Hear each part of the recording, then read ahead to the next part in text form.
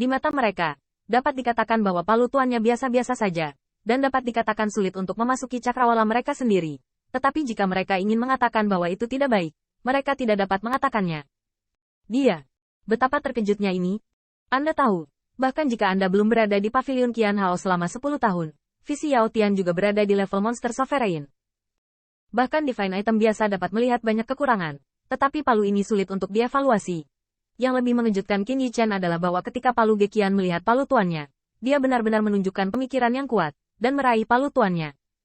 Dan dia tidak bisa menahan diri untuk tidak bergumam, saya tidak tahu yang mana suku diwariskan. Ya, itu bisa jatuh ke tanganmu bocah. Qin Yichen tercengang. Senior, maksudmu, palu tuan ini adalah harta warisan ras dwarfmu. Palu tuan? Palu Geqian mengerutkan kening, lalu melambaikan tangannya. Lupakan saja, bagaimana menyebut cinta. Tapi Anda benar, palu ini adalah warisan ras dwarf saya. Menurut palu Geqian, dwarf Rache, terlepas dari ukurannya, selama itu adalah suku, akan memiliki warisan pengrajin palu yang melambangkan Dao of Refining ras dwarf. Palu Master Qin Yichen berasal dari kebangsaan Lu dari kebangsaan Wan. Suku Lu. Lu memang nama belakang suku kami. Palu Geqian menggosok janggutnya. Tidak peduli berapa banyak, siapa yang tahu bagaimana langit dan bumi di tahun-tahun variasi. Tapi Qin Yichen menyatakan keterkejutannya. Senior dan junior masih memiliki satu hal untuk dipahami. Kelompok etnis Lu jelas adalah ras manusia dan ras kerdil saya. Apa asalnya? Dupa-dupa diwariskan untuk waktu yang lama, dan bloodline menjadi lebih tipis.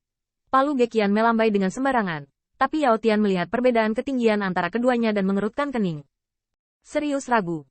Tubuh Human Rache yang pernah mereka lihat sebelumnya, meski ada juga yang tinggi, pendek, gemuk dan kurus, jelas berbeda dengan Dwarf Rache. Saat menunggu cahaya, Kaisar Kurcaci tiba-tiba melompat. Ada apa? Mata macam apa kamu? Saya katakan, ras dwarf saya baru saja dihancurkan oleh langit ketika lahir. Jadi ini masalahnya. Puci, mulut Baichang membocorkan udara dan melambaikan tangannya lagi dan lagi. Maaf senior, saya tiba-tiba memikirkan hal yang menyenangkan. Palu Geqian mengerutkan kening. Istrimu akan punya bayi? Puci, dewa iblis lain tidak bisa menahan diri.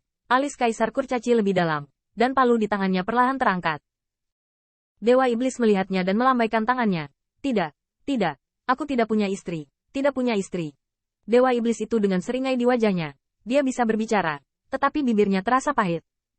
Tampaknya semua dewa iblis tidak peduli dengan ketinggian ras dwarf. Meskipun mereka perlu melihat ke bawah saat berbicara dengan palu Geqian, mereka dapat mengagumi mereka di dalam hati. Terlebih lagi, tinggi badan tidak bisa memutuskan apapun. Namun, dewa dwarf Rache dapat menunjukkan hukum umum transformasi roh. Dan bentuk 10.000 zang bukanlah hal yang sulit. Sekelompok dewa iblis yang tidak tahan adalah, senior alasanmu dihancurkan oleh langit terlalu konyol, bukan? Namun, dalam hal ini, Palu Geqian bersikap sangat tenang, jangan tertawa. Anda harus mendengarkan Lao Su, ras dwarf kami awalnya dihancurkan oleh langit. Beginilah cara kami mencatat dalam sejarah dwarf Rache, semua orang berhenti tertawa. Meskipun kedengarannya konyol, tetapi masalah ini sebenarnya ditulis ke dalam sejarah keluarga ras dwarf. Tidak peduli bagaimana, tidak ada yang akan menodai sejarah keluarga dari 18 ras ilahi. Ingin melakukan apa? Cepat pilih bahan. Kemudian semua orang mulai lagi, tetapi Palu Geqian juga memunculkan materi. Kaisar Dwarf sangat serius. Qin Yichen melihatnya tetapi bingung. Senior, kamu, Dwarf dengan janggut lebat Kaisar Master benar-benar berkata dalam sebuah moto. Yichen, aku tidak menyembunyikanmu. Aku meninggalkanmu dengan beberapa hal, termasuk palu pemurni.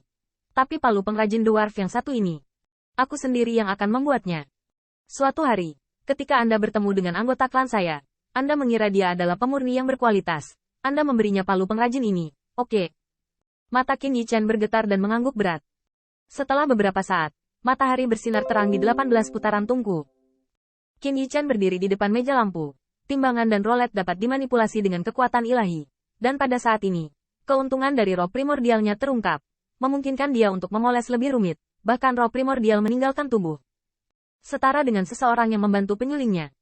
Meskipun primordial spirit tidak sekuat Qin Yichen, ada banyak langkah yang tidak membutuhkan tenaga. Pencapaian roh primordial dan dewa Qin Yichen terhubung, dan ide serta pemikiran mereka sama. Tetapi mereka juga bisa sibuk. Jangan saling mempengaruhi. Bang. Siluet seorang calon guru mulai sibuk. Matahari di dalam tungku berada di bawah kendali masing-masing, dan kekuatan matahari dan bunga matahari bervariasi. Melihat sekeliling, tidak peduli apakah itu Qin Yichen atau dewa iblis seperti Yao Tian, mereka semua berdedikasi dan saleh. Karena ini adalah waktu untuk menguji hasil kultivasi 10 tahun mereka, bahkan lebih banyak waktu untuk mengeluarkan hasilnya sebagai imbalan atas pengajaran rajin Kaisar. Bang Chang mengaduk-aduk tenggorokannya untuk membuat dirinya setenang mungkin. Tetapi kegembiraan jauh di lubuk hatinya sulit untuk menipu dirinya sendiri. Karena sebelumnya, dia tidak pernah merasa begitu terhormat ketika seorang tamu mengunjungi tuan rumah. Belum lagi apa perangkat yang dibuatnya. True Dragon Rache bebas dari bahan yang mereka gunakan. Cukup keluarkan satu potong. Mereka mungkin tidak bisa mendapatkannya seumur hidup. Ini adalah keramahan True Dragon Rache. Keramahan untuk tamu. Bang. Api ilahi bersinar. Ziyun menempatkan potongan-potongan harta duniawi materi surgawi ke dalam tungku. Menyalakan meja lampu. Dan melihat matahari memuntahkan lava matahari. Akan paket material. Wajah Ziyun bermartabat. Meski platform cahaya di sini bisa dikatakan menyederhanakan semua langkah. Bahkan bisa dikatakan menuntun anjing untuk datang dan menekan platform cahaya beberapa kali. Asalkan tidak dibakar oleh matahari. Harta itu dimurnikan. Bisa keluar dan menebas para dewa. Tetapi harta yang ingin mereka sempurnakan adalah dengan mencurahkan upaya dan bahkan harga diri mereka.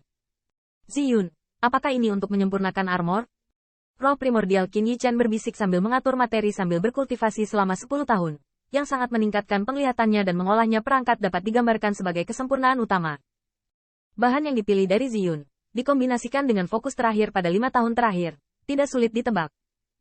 Namun, Qin Yichen masih kaget. Dan bahkan semua temannya terpana.